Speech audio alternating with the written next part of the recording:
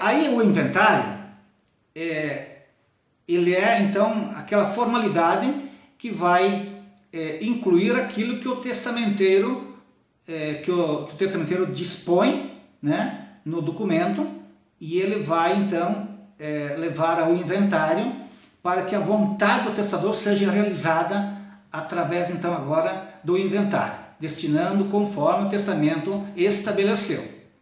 E o inventário então ele é aberto. O inventário ele pode ser feito então agora em duas modalidades. Ele pode ser judicial e extrajudicial.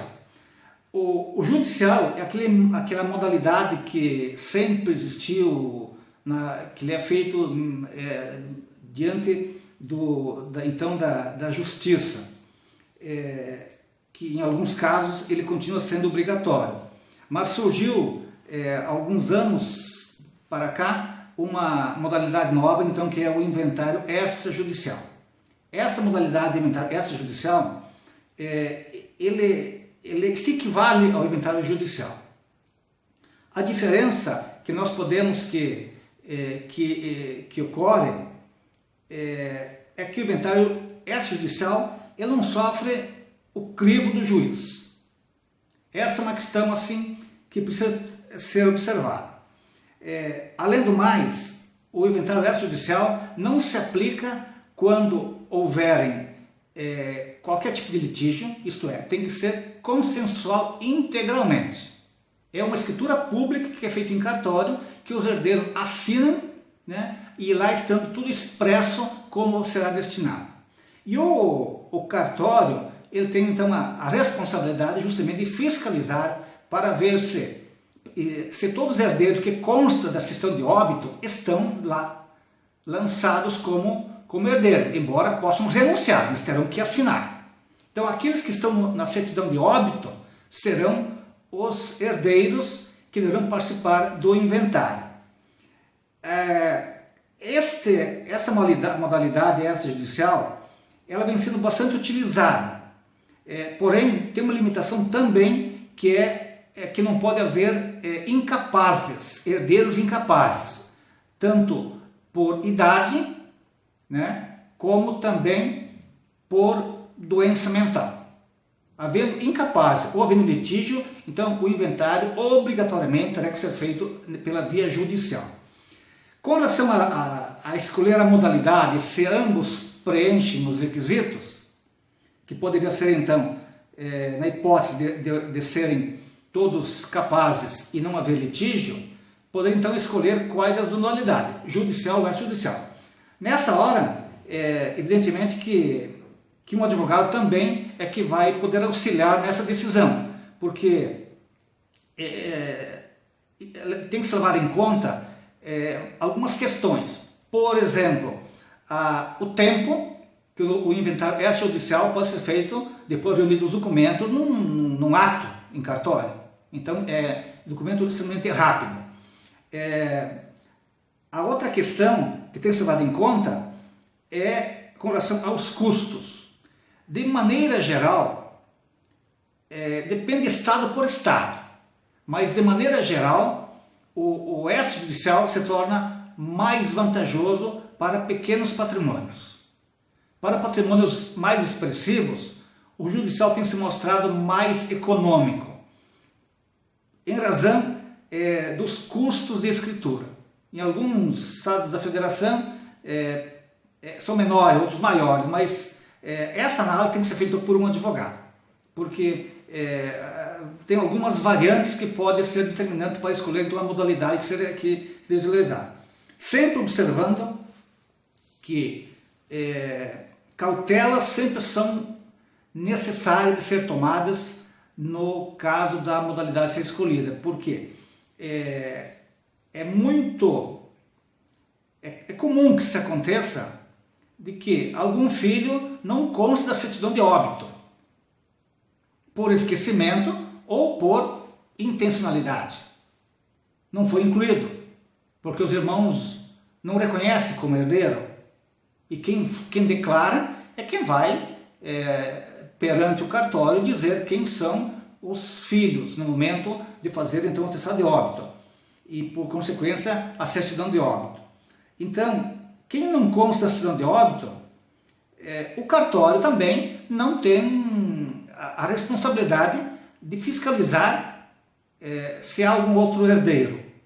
E neste caso, então, o extrajudicial é um pouco mais frágil, porque permite que pessoas um pouco mais espertas possam tirar proveito, omitindo herdeiros. Enquanto que na via judicial há um crivo mais rigoroso do juiz que permite, até pelo longo tempo do curso do inventário, que é uma das desvantagens do inventário judicial, que é o tempo transcorrido, que pode chegar a 4, 5, 10 anos um inventário, muitas vezes, depende, evidentemente, se for litigioso, mas esse tempo também vem em favor para se verificar da existência de eventuais herdeiros não declarados. É o tempo que herdeiros que aparecem, que eles podem se apresentar no inventário. Não que o herdeiro que não estiver no inventário, quer seja extrajudicial ou judicial, não tenha seu direito, ele poderá sempre, a qualquer tempo, reabrir o inventário e exigir na mão de quem se encontra os bens. Mas são um procedimento judicial mais complexo, então isso é uma questão também que é secundária. Então o importante é que se diga que cautelas sempre são importantes para escolher então a modalidade de inventário. Bom, um outro aspecto que precisa ser também esclarecido é com relação a casais que não possuem filhos, quer sejam casados pelo regime de comunhão parcial, comunhão universal ou separação de bens. Não havendo filhos, no momento do falecimento do primeiro dos cônjuges, os bens, não havendo filhos, evidentemente, e se não havendo pais também, então o terceiro na regra dos herdeiros necessários é o cônjuge. Então o cônjuge supérstite é que vai receber o patrimônio que era do cônjuge falecido, integralmente. Então esse ramo da família, ou digamos assim, os irmãos, já são afastados do inventário. E no momento do falecimento então, do segundo cônjuge, os irmãos ou os sucessores nessa sequência é que receberão a integralidade do patrimônio. Então vejam que esta é uma questão importante, que tem que ser esclarecida, que as pessoas precisam saber. Isso não é do conhecimento de muitas pessoas e é de grande relevância, porque certamente quando do falecimento as pessoas esperam que a sua vontade seja feita e que não haja litígio por causa dos bens que deixou, né? Mas essa questão é de relevância, porque as pessoas têm a tendência de exigir tudo que a lei lhe garante e pagar o mínimo que a lei garante. Isso é sempre a regra do ser humano. Então, neste caso, é bom se esclareça que, não havendo filhos, os herdeiros, se não houver testamento, então essa é a relevância do testamento, não houver testamento, os bens vão para o segundo cônjuge, o último que falecer, e deles, então, seria então o caso do seu herdeiro. Bom, existe a hipótese também de falecimento simultâneo, que chama de comoriência. Esta possibilidade, embora, vamos falar assim, tecnicamente é difícil de ocorrer, mas na prática muitas vezes não consegue se provar que foi morte simultânea, mesmo que foi até um acidente automobilístico. Pode até perícias sofisticadas esclarecer quem faleceu primeiro.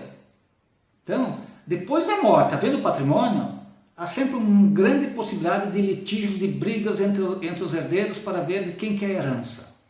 Então, pessoas sábias, pessoas que têm preocupação de deixar a sua descendência pacificada, devem pensar no seu patrimônio. Então o caminho pode ser, então, ser feito num testamento para já garantir como ele pretende que seja feito. Mas no nosso caso de holding, a nossa recomendação então é que o patrimônio entre dentro da holding. A holding que passa a ser proprietária dos bens. E as costas da holding são objeto do testamento. Então aí sim, todos os bens estão dentro da holding e o testador, que pode ser uma pessoa, pode ser o casal, eles dirão então, nós queremos um percentual para cada pessoa que eles escolherem, e isso é feito à vontade. E de certa forma isso garante mais justiça, porque às vezes um bem que hoje tem valor, amanhã pode não ter valor. Um bem que não tinha nenhum valor no momento do falecimento, algum tempo depois, por alguma razão ou outra, ele começa a ter valor. E sendo feita através de uma holding, usando os bens da holding, é o valor dos bens no momento da divisão. E ainda é bom se lembrar também que, especialmente quando o autor da herança possuir muitos bens e de diversos bens de pequenos valores ou de grandes valores, que é difícil muitas vezes até de avaliar o bem e no momento que está em vida, e também até mesmo dividi-lo, porque se não possui filhos, ele pode distribuir isso a dezenas de pessoas, ele pode escolher para quem dar. Então, estão dentro da holding, ele distribui as suas cotas. E aí então as cotas são administradas pelos herdeiros então, que receberão, que serão então os responsáveis por isso, e aí então é que se feita então a divisão do patrimônio. Então esses dois institutos, que é do testamento e do inventário, isto é um resumo, são apenas algumas considerações. É muito profunda essa matéria também, por isso sempre tem que ser feita com advogado, e digo mais, advogado honesto, que possa dar segurança para aquilo que as pessoas desejam. Então por hoje era isso que eu queria deixar, e eu desejo então já que tenham entendido o que foi falado, e na próxima ocasião então voltaremos com outro assunto de grande importância sobre a holding familiar. Até lá!